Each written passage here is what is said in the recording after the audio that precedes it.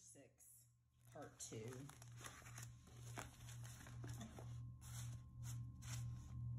Interest groups. What lobbyists do. With the crack of the gavel covening the new legislative session, lobbyists begin the endless round of gratuities. They chat up the staff, offer to buy senators or representatives lunch or drinks, backslap those who respond to flattery, and keep a respectful distance from fiercely independent legislators. Lobbyists make themselves essential to legislators by seeing to their needs, whether it is to run messages, obtain legal expertise, or just to tell a good joke on a gloomy morning. Shape legislation. Lobbyists help shape legislation by bringing issues and possible solutions to the attention of legislators and by providing research, technical knowledge, legal expertise, and ideas. The American Legislative Exchange Council, a conservative pro-business group, has contributed ideas to dozens of bills in Texas, such as the voter ID laws and loser pays. Rules to put limits on frivolous lawsuits. Lobbyists may encourage legislators to water down enforcement mechanisms and design rules that favor the group's interests. Self-described mad moms in minivans form Texans for vaccine choice to advocate for the right to opt out of vaccinations, which they view as linked to autism, despite research the Center for Disease Control and Prevention has presented to the contrary. The group didn't score many major legislative wins, but it did get legislators to back off legislation that made it harder to opt out of vaccinations. Testify at hearings. Lobbyists, or those they coach, often testify at hearings on legislation as a way to advocate for or against an issue. Testimony at hearings rarely changes votes, but it does allow a group position to attract media attention, transmit information to legislators, and importantly, impress the group's membership. In the 2017 legislative session, a bill was introduced to require Texas vineyards to make sure that 100% of the grapes used for winemaking were grown in Texas, mirroring laws in California, New York, and Oregon. The founder of the Texas Wine Grape Growers Association testified that environmental factors may cause growers to lose fruit because some varietal of grape are hard to grow in Texas climate, and winemakers may need to supplement with grapes grown outside of the Lone Star State. The testimony suggested that the state wineries could not compete with other states. The bill never made it out of the committee. Educate members. While most members of the state legislature are well informed about many issues, they often lack the knowledge of the nitty-gritty details, such as the capacity of existing oil refineries, need to write or form an opinion about a bill. Lobbyists are experts in their fields or can access experts, and although often tilted toward a specific outcome, they can provide statistics, legal language, and technical specifications. Thus, legislation is often an outcome of a symbiotic exchange. Legislators receive valued information, and lobbyists have a chance to make their case. Lobbyists, however, must learn legislators' trust. Former Democratic Representative Mike Martin remarked that lobbyists who are trustworthy and who are good at communicating their position, as well as being fair in their communication about an issue, become invaluable to legislators. At Austin, lobbyists are keenly aware of the one lie rule. That is, furnishing false information to or about a legislator will damage the lobbyist's credibility, and that lobbyists will not be trusted again. Lobbyists also never ask a legislator to vote for or against a bill. This is considered bad form. They explain their position on the bill, answer questions, and suggest how it might hurt or help the legislator back home in the election. Comment on rulemaking. Agencies are required to publicly post proposed rule changes for a public comment. And although most members of the public don't notice these potential rule changes, lobbyists often do, and they can press for or against it. In 2015, when the State Board for Educator Certification made preliminary decision to change its rule and remove its teaching experience as a requirement for serving as a school superintendent, lobbyist Kate Coleman made sure the public knew about it.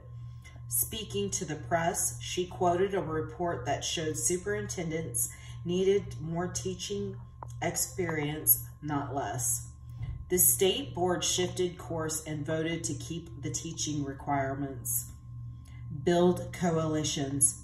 Interest groups build coalitions to push their mutual agendas forward. When San Antonio denied Chick-fil-A a concession contract at the San Antonio International Airport because of the company's president's history of hostility to LGBTQ issues, a coalition of socially conservative nonprofits like San Antonio Family Association, the Texas Values Coalition, and the Texas Justice Foundation banded together to back a Save a Chick-fil-A bill.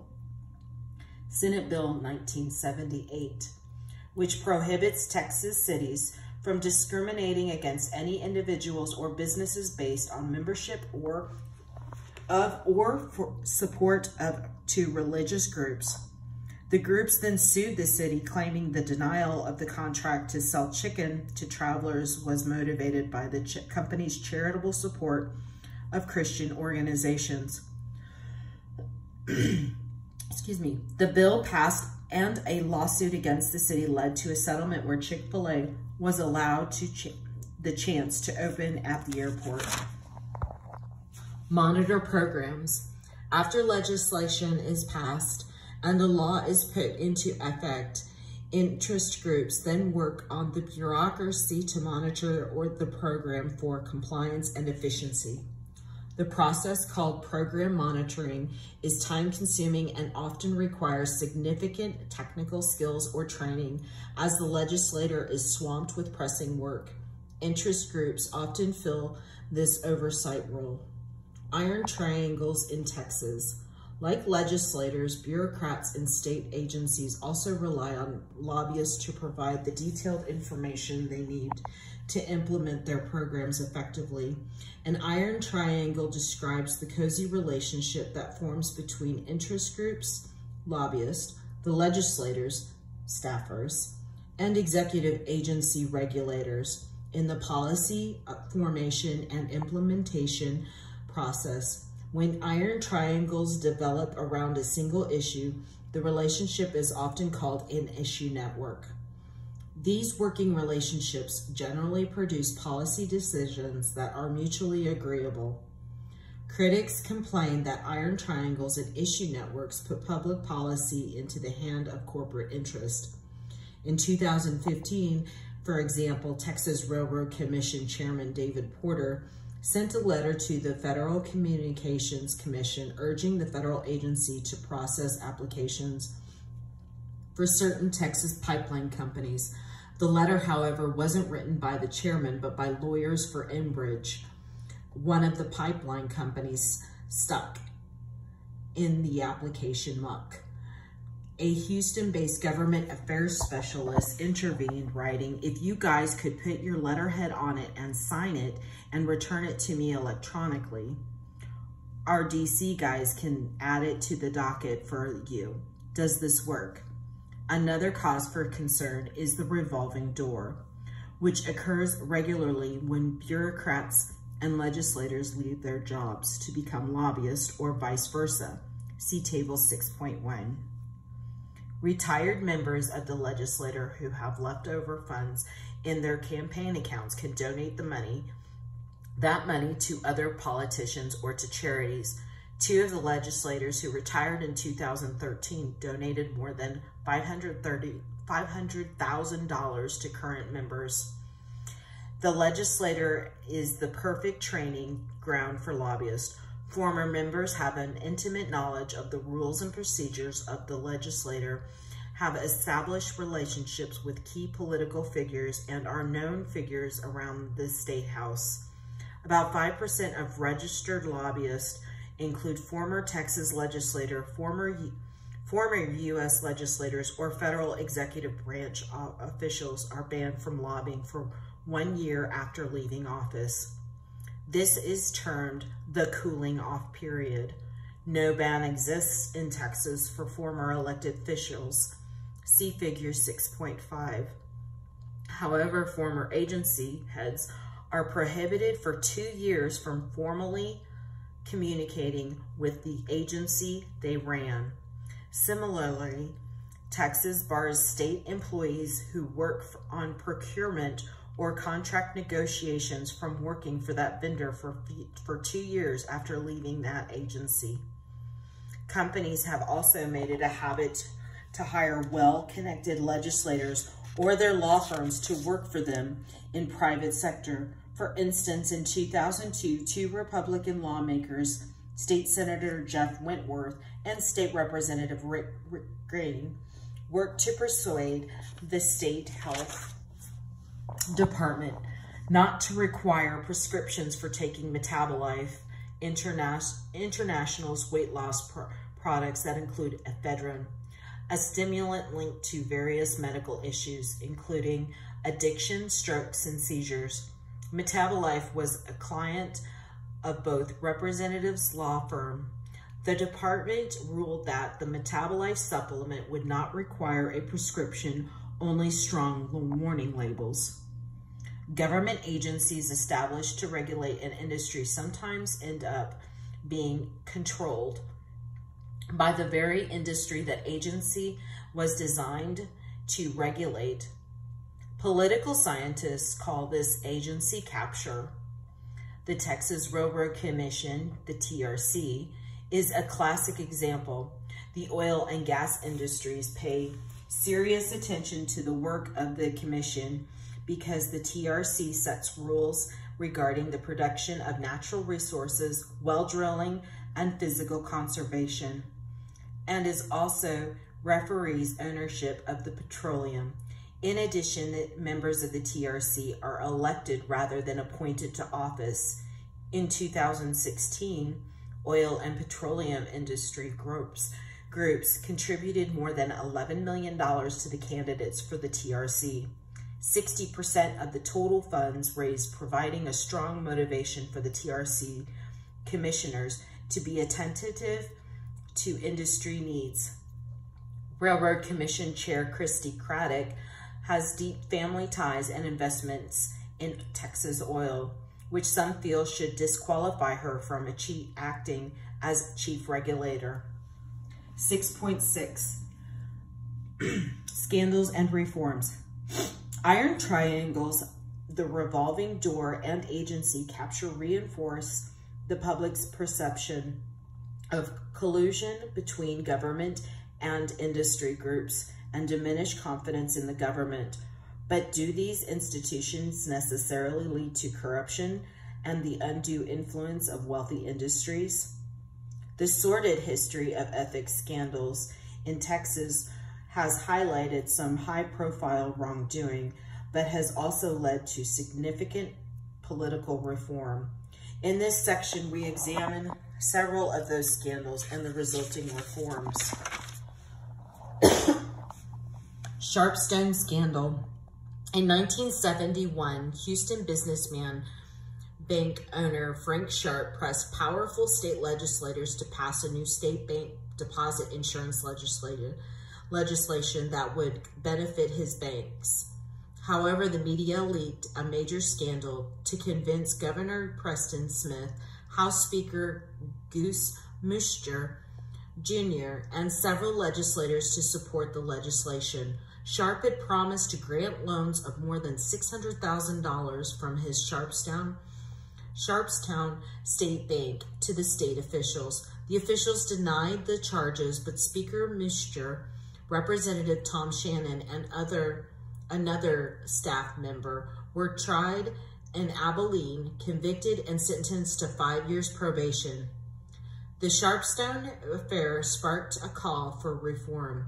A group of legislators, originally called the Dirty 30, by a lobbyist in the House gallery, pressed for an internal investigation of Speaker Muster. The Dirty 30 brought legislation to a halt by voting no on any bill and then leaving for Schultz Beer Garden for a long lunch. The Dirty 30 thus blocked all bills the chamber considered until ethics legislation was passed.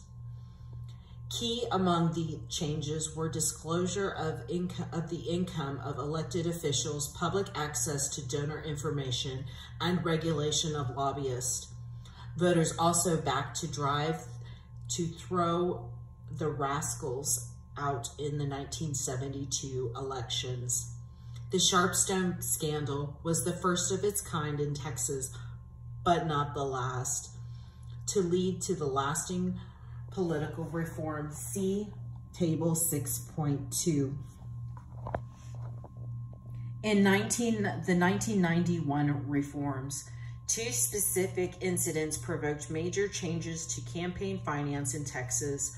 Bo Pilgrim passed out checks on the floor of the Texas Senate, as described in the opening paragraphs of this chapter in Speaker Gibb Lewis, whom columnist Molly Ivins said that had the ethical sensitivity of a walnut, accepted illegal and unreported gifts in the form of travel expenses and payment of his tax bills from a law firm. Many in Texas government realized something had to change. The 1991 legislative session produced impressive reforms, including a gift reporting law, restrictions on lobbying expenditures, and establishment of the Texas Ethics Commission. Although the session was a success for ethics, Lieutenant Governor Bob Bullock used the opportunity to rip the ethics bill sponsor, Senator Bob Glasgow, who played golf lobbyist with lobbyists. The gift limit had been set to $50. Some argued so that the golf greens would not exceed it. Indeed, when Bullock gavelled the ethics bill to passage in 1991, he did so with a golf club. Such is the trend in ethics reform. Every step toward greater disclosure opens new holes and workarounds for these seeking to beat the new system. Current ethics legislation. Concerns about no-bid contracts given out by state agencies and failures in the 2015 legislative session at meaningful reform prompted Governor Abbott in his 2017 State Address to call on legislators to shore up on the cracks in our democratic process. However, there is an old saying in Texas politics that the only way you'll find a bipartisanship in Austin is through unity against ethics reform. The governor did sign a few reforms, including a bill that would snatch pensions away from officials convicted of felonies and one requiring lobbyists to disclose more of the whining and dining of lawmakers. But the governor balked at legislation that would have prohibited anyone donating more than $2,500 to the governor from serving as an appointee and required online posting of financial disclosure statements that are filed on paper with the Texas Ethics Commission. Veteran journalist David Montgomery noted that the paltry body of work on ethics reform cemented Texas' reputation as a place where lip service on ethics trumps actual results. Due to unwillingness from legislator and resistance from the interest groups, the state still lags behind many other states in passing responsible laws to provide answerability to the public, earning Texas a rank of 39th in the nation on the public integrity. This This places the ability of the systems to check the influence of interest groups on shaky ground. 6.7 Oversight of interest groups. U.S. constitutional architect James Madison noted that the best counterweight to the influence of a powerful interest group is other powerful interest groups, yet government oversight and laws supervising members of the legislature also have a role in regulating and overseeing the impact of interest groups. Texas Ethics Commission. Since 1991, the Texas Ethics Commission, the TEC, has served as the primary agency for regulating and enforcing laws related to interest group, lobbying, and campaign disclosure. The TEC has 8 commissioners who are appointed by the governor, lieutenant governor, and speaker of the Texas House. Each potential appointee is chosen from a list provided by Republican and Democratic legislators. Partisan balance on the commission is required. Among the TEC's primary duties are collecting and maintaining records related to political fundraising, campaign spending, political lobbying activity, and the personal financial disclosure statements by the state elected officials and officers. In practice, anyone can consider himself or herself a lobbyist, but Texas law requires an individual who receives more than $1,000 in salary from an organization or who spends more than $500 in a calendar year for lobbying to register as a lobbyist. Lobbying expenditures include payments, loans, gifts, meals, awards, or other entertainment. Lobbyists are also required to detail any expenditure on behalf of a state officer or employee, their spouses, and their children. If a lobbyist spends more than $114 for entertainment, food and beverages, lodging, or transportation, this information must be recorded. Gifts are not to exceed $500 in a given year to any individual official, and any gift with a value of over $50 must be reported. See Table 6.3. The state punishes violators through criminal penalties or civil sanctions, depending on the nature of the infraction. The fines range from $4,000 to $10,000, and the criminal punishments are either misdemeanors or second-degree felonies. The TEC hears complaints related to these disclosure requirements and has the authority to issue fines for violations. Yet because of poor enforcement, politicians have racked up more than $1.3 million in unpaid fines. The TEC also issues advisory rulings. These rulings do not have the force of the law, but are influential in future court proceedings. See Figure 6.6. Despite the laws requiring full disclosure, lobbyists have found loopholes. One way this happens is by splitting restaurant checks. After a pricey state dinner with cocktails and expensive wine, lobbyists may skirt disclosure requirements by splitting the ticket and staying under the dollar limit. That would require naming the specific lawmaker wined and dined. In one instance, at the end of the 2013 legislative session, a $2,241 dinner for the House of Calendars Committee at a famed Austin steakhouse was paid for by 65 different credit cards. The bill indicated that 121 people were in attendance, but did not detail how many lawmakers. Legislation also to require disclosure of the state's official name whose tab was picked up if it totaled over $50 died in committee in 2015. You, as a member of the public, also have a role in ethics oversight. New technology has enabled citizens and activists to have access to campaign finance and lobbying records.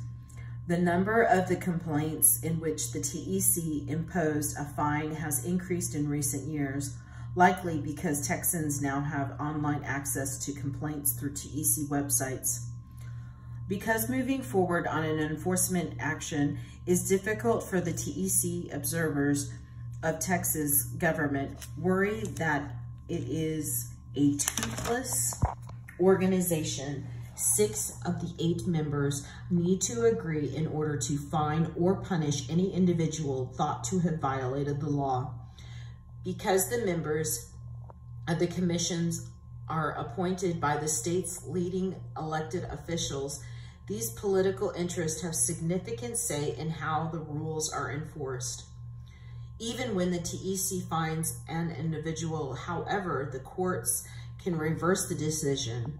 In response to federal judges' dismissal of a fine against lobbyists who had failed to register, TEC Commissioner Jim Clancy wrote to Paul Hobby, the chair of the TEC, to express his opinion that the agency must stop issuing orders if, quote, those with extraordinary resources, end quote, can spend hundreds of thousands of dollars to challenge or delay paying a $10,000 fine.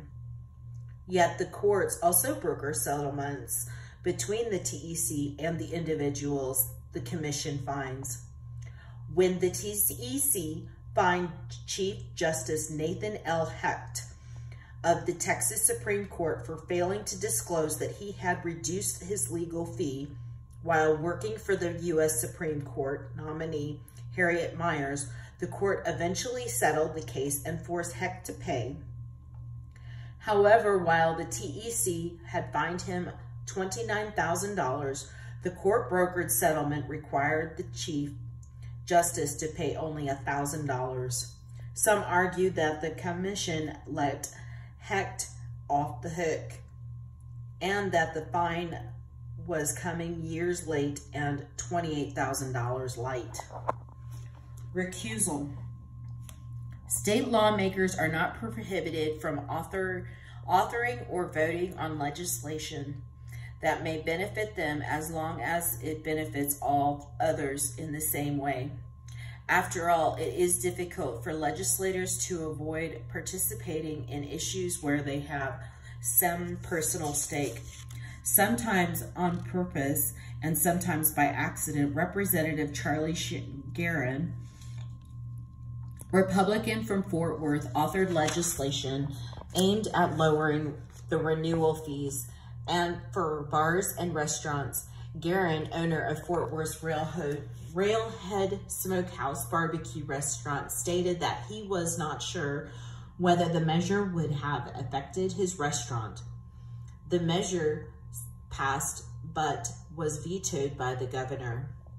Legislators, however, frequently rescue themselves, that is, elect not to participate in decisions from issues in which they have a personal stake. They have not required to rescue themselves if they have a conflict of interest. However, and these conflicts abound. Representative Jim Murphy, who is on the state's powerful tax writing committee and is the vice chair of the Republican caucus, works as a consultant to the West Chase District, a government political subdivision of the state, with an annual salary of $312,000 and bonuses for securing funds for West Chase projects. Representative Cecil Bell, a private contractor by profession, introduced legislation in 2017 to limit the financial liability of contractors who accidentally strike pipelines or telecommunication lines.